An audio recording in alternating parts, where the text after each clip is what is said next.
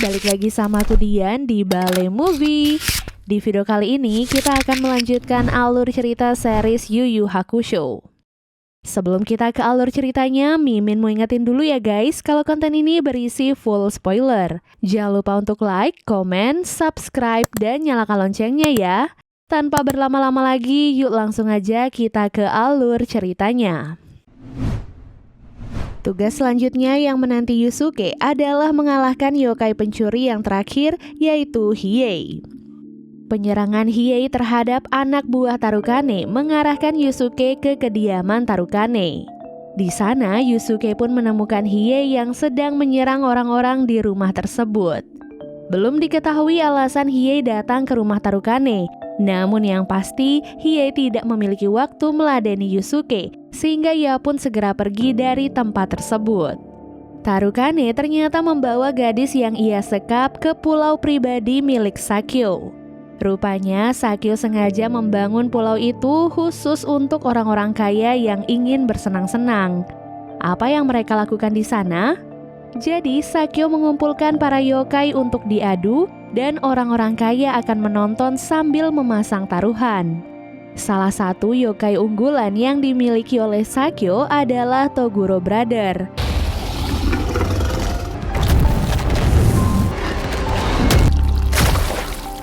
Yang ini adalah Toguro muda dan yang ini adalah Toguro tua. Sesampai di sana, si wanita yang terkurung dibawa ke sebuah penjara. Namun saat kandangnya dibuka, wanita itu sudah tidak ada di sana. Ia ternyata dibawa kabur oleh salah satu anak buah Tarukane yang merasa kasihan melihatnya. Namun saat akan kabur, mereka dicegat oleh Toguro tua yang langsung membunuh si anak buah tersebut. Alhasil, wanita itu pun kembali ditangkap dan dimasukkan ke dalam penjara. Di tempat lain, Koenma menyiapkan seorang mentor bernama Guru Genkai untuk melatih Yusuke agar ia bisa mengendalikan kekuatannya. Ternyata pembicaraan itu didengar oleh Kuwabara dan ia memaksa untuk mengikuti pelatihan tersebut. Tidak seperti Yusuke yang malas-malasan mengikuti pelatihan, Kuwabara justru menunjukkan keseriusannya. Hal ini ia lakukan karena Kuwabara merasa gagal melindungi anggota gengnya saat mereka diserang oleh Kirino. Dan ia tak ingin hal itu terulang kembali. Tak disangka tekad kuat Kuwabara membuahkan hasil. Padahal saat itu ia ditugaskan untuk menghancurkan sebuah batu besar hanya dengan berbekal pedang kayu. Namun keyakinan Kuwabara membuatnya dapat mengaktifkan Reiryoku, sehingga tugas mustahil seperti itu nyatanya bisa dilakukan. Melihat perkembangan Kuwabara, Yusuke merasa tertantang dan akhirnya terpacu untuk berlatih lebih keras. Selama berhari-hari, Yusuke dan Kuwabara mengikuti pelatihan dari Guru Genkai dengan serius. Berkat pelatihan itulah Yusuke mampu mengupgrade kekuatannya.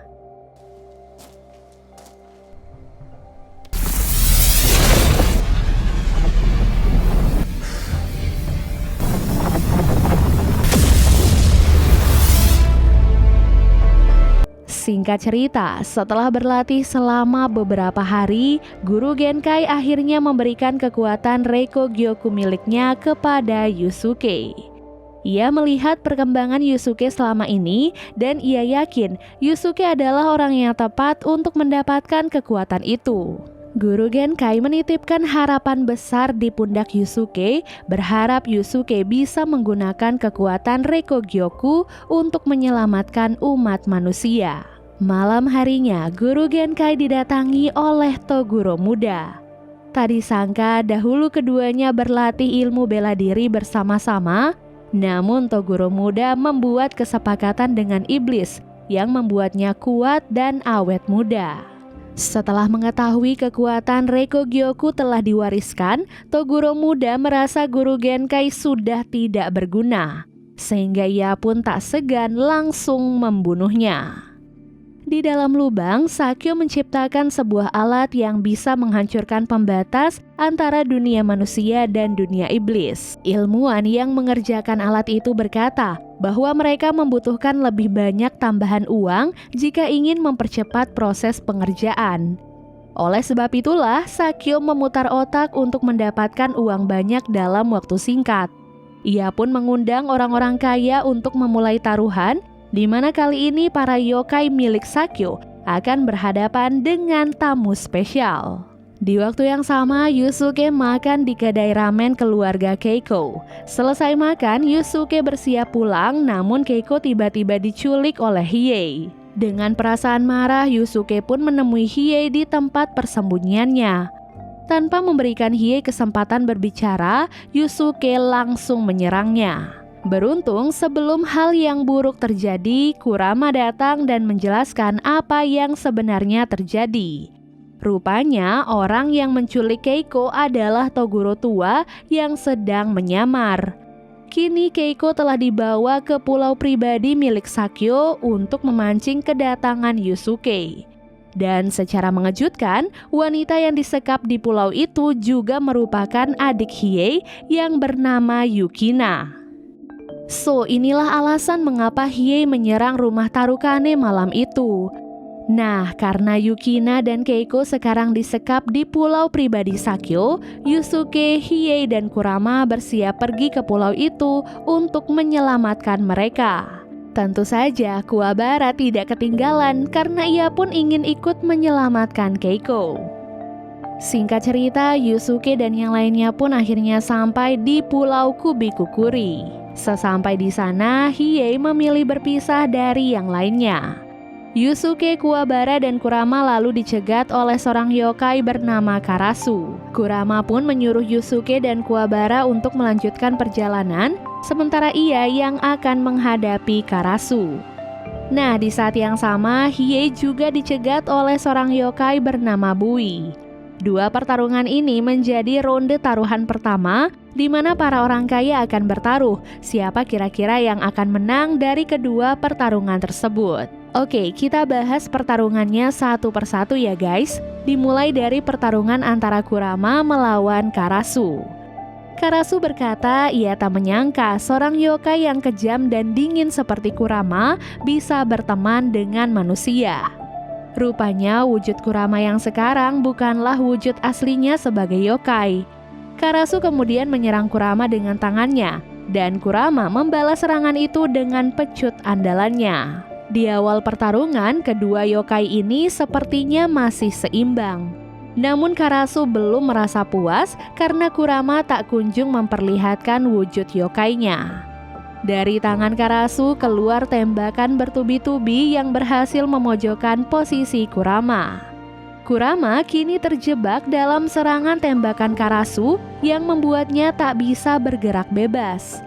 Alhasil, Kurama pun mengeluarkan bunga mawar untuk menghilangkan tembakan itu, dan satu mawar lainnya dilemparkan tepat ke arah tangan Karasu.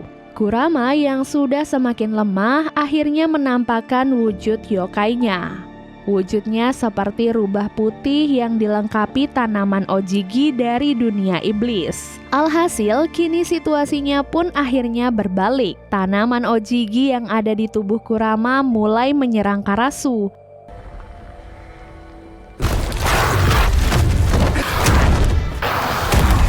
Ketika tanaman ojigi mengikat tubuh Karasu, Yoki Kurama terkuras habis hingga ia pun melemah.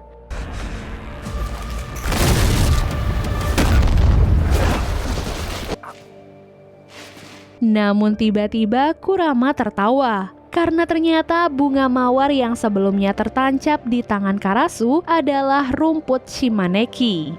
Rumput Shimaneki adalah tumbuhan parasit yang menancapkan akarnya ke dalam tubuh makhluk hidup. Kalau Kurama mengatakan kata tertentu, tumbuhan itu akan tumbuh besar dan menghancurkan tubuh makhluk hidup dari dalam. Kini parasit itu telah tersebar di dalam tubuh Karasu. Hal itu pun membuat Karasu merasa kesakitan dan dengan satu kata yaitu matilah, akar rumput Shimaneki menghancurkan seluruh organ tubuh Karasu dalam sekejap. Di pertarungan lain, Hiei berhadapan dengan Bui. Bui menggunakan baju zirah dan membawa sebuah kapak besar, sementara Hiei bertarung menggunakan pedang. Dari segi senjata, memang Hiei kalah telak, hingga ia pun kewalahan menghadapi Bui. Meskipun begitu, Hiei yang bergerak lincah ternyata mampu menemukan celah untuk menyerang Bui, hingga baju zirah dan kapak besarnya pun akhirnya rusak. Bui kemudian melepaskan baju zirahnya itu dan memperlihatkan wujud yokainya. Karena sudah terpojok, Hiei pun mengeluarkan satu jurus andalannya untuk mengalahkan Bui.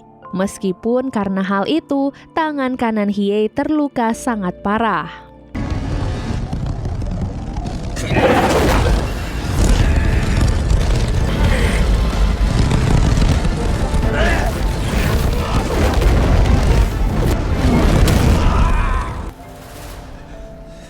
Jadi, dua pertarungan awal berhasil dimenangkan oleh Kurama dan Hiei.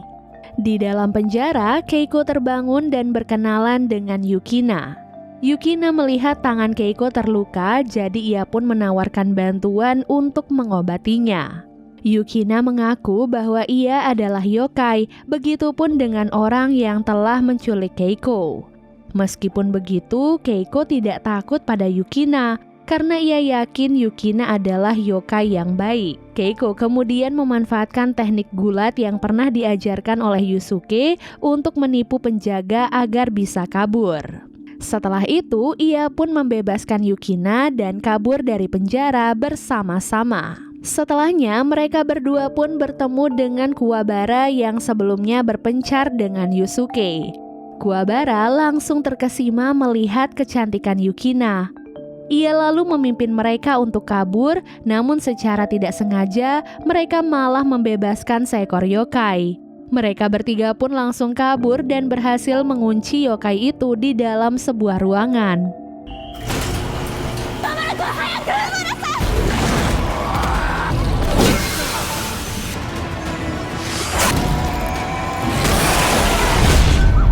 Setelah itu, Kuwabara, Keiko, dan Yukina kabur ke tempat lain, namun mereka malah dicegat oleh Toguro tua. Kekuatan utama yang Toguro tua miliki adalah dapat beregenerasi, sehingga meskipun sudah diserang berkali-kali, ia dapat kembali ke wujud aslinya.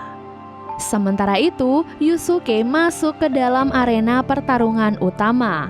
Di sana, ia harus menang menghadapi Toguro muda jika ia ingin teman-temannya selamat. Di saat itulah Sakyo mendapatkan informasi kalau gerbang pembatas sudah mulai terbuka. Hal ini membuat ribuan yokai Makaichu terlepas, namun Koenma segera membuat pembatas untuk menahan yokai Makaichu agar tidak bisa masuk ke dunia manusia. Namun pembatas itu tidak akan bertahan lama, sehingga kini Yusuke menjadi harapan satu-satunya umat manusia. Yusuke harus mengalahkan Toguro agar mereka bisa menghentikan Sakyo. Sebagai yokai terkuat yang Sakyo miliki, Toguro muda bisa dengan mudah melawan Yusuke, meskipun belum mengeluarkan kekuatannya 100%. Meskipun begitu, Yusuke tetap tidak menyerah dan terus berusaha melawan Toguro muda. Di tengah pertarungan, Koenma menemui Sakyo dan menyuruhnya menghentikan alat di dalam lubang. Sakyo menolak dan malah mengajak Koenma taruhan. Jika Yusuke menang, maka Sakyo akan menghentikan alat itu dan rela mempertaruhkan nyawanya. Namun sebaliknya, jika Toguro muda yang menang, maka pembatas antara dunia manusia dan iblis akan dibuka. Kembali ke pertarungan, saat Yusuke akan diserang, Hiei dan Kurama datang membantu Yusuke. Hiei, Kurama, dan Yusuke pun bekerja sama untuk melawan Toguro muda. Dapat dilihat meskipun diserang oleh 3 orang sekaligus, Toguro muda sama sekali tidak kewalahan. Terlebih saat itu kondisi Kurama dan Hiei memang tidak stabil akibat pertarungan sebelumnya. Di waktu yang sama, Kuwabara, Keiko, dan Yukina kini dikejar oleh Toguro tua. Kemampuan regenerasi yang Toguro tua miliki membuat tubuhnya cepat pulih meskipun sudah diserang berkali-kali. Sementara itu, perjuangan Yusuke dan yang lainnya masih terus berlanjut. Kali ini, Yusuke menggunakan Reigan untuk membalas serangan Toguro muda. Mereka berpikir Toguro muda bisa dikalahkan dengan jurus itu. Namun ternyata dugaan mereka salah besar karena Toguro muda tidak terluka sedikit pun. Tak lama kemudian, Kuwabara dan yang lainnya pun tiba di arena pertarungan utama. Saat itu, Toguro tua tertawa puas melihat Yusuke, Hiei, dan Kurama yang telah dikalahkan dan berkata kalau kematian Genkai ternyata sia-sia. Sontak hal itu membuat Yusuke dan Kuwabara sangat terkejut. Koenma dan Botan memang sengaja belum memberitahu mereka tentang hal ini karena mereka tak ingin merusak konsentrasi Yusuke. Toguro tua melanjutkan ceritanya tentang masa lalu Toguro muda dan Genkai. Dahulu keduanya adalah teman satu perjuangan. Namun di tengah prosesnya, Toguro muda memilih menjadi yokai dengan bantuan iblis demi bisa mendapatkan ilmu bela diri dan menjaga kemudaannya. Muak mendengar cerita kakaknya itu, Toguro muda pun langsung membunuh Toguro tua. Mendengar kabar kematian guru Genkai membuat Kuwabara sangat marah, jadi ia pun mengaktifkan kekuatan Reiryoku-nya untuk menyerang Toguro muda. Toguro muda justru memanfaatkan Kuwabara untuk memancing kekuatan Reikogyoku yang diberikan Genkai kepada Yusuke. Benar saja, ketika melihat Kuwabara hampir dibunuh, Yusuke bangkit dan menghajar Toguro muda dengan kekuatan Reikogyoku.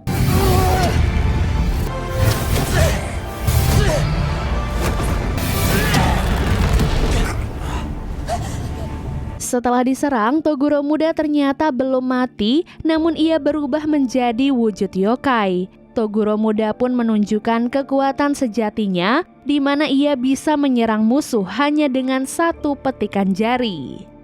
Botan mengabari Koenma bahwa ia telah mengetahui alasan mengapa Toguro memutuskan untuk menjadi yokai.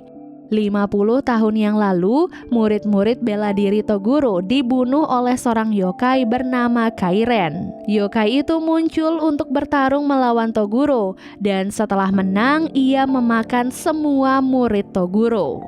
Hal itu pun membuat Toguro berambisi menjadi lebih kuat, hingga ia rela merubah dirinya menjadi yokai. Saat ini, Toguro ingin melihat kekuatan Reikogyoku Yusuke secara maksimal, jadi ia pun sengaja menyerang Keiko dan Yukina untuk memancing amarah Yusuke. Hiei, Kurama, dan Kuwabara berusaha menahan Toguro, namun nyatanya mereka tak sanggup menghadapinya. Alhasil, saat Kuwabara berdiri melindungi Keiko dan Yukina, ia pun diserang sampai sekarat. Sontak hal itu pun berhasil memancing amarah Yusuke, dan otomatis kekuatan Reikogyoku-nya berada di titik maksimal. Dengan kekuatan itu, ia pun memberikan serangan mematikan yang sangat besar, hingga dengan serangan itu, Yusuke berhasil membunuh Toguro.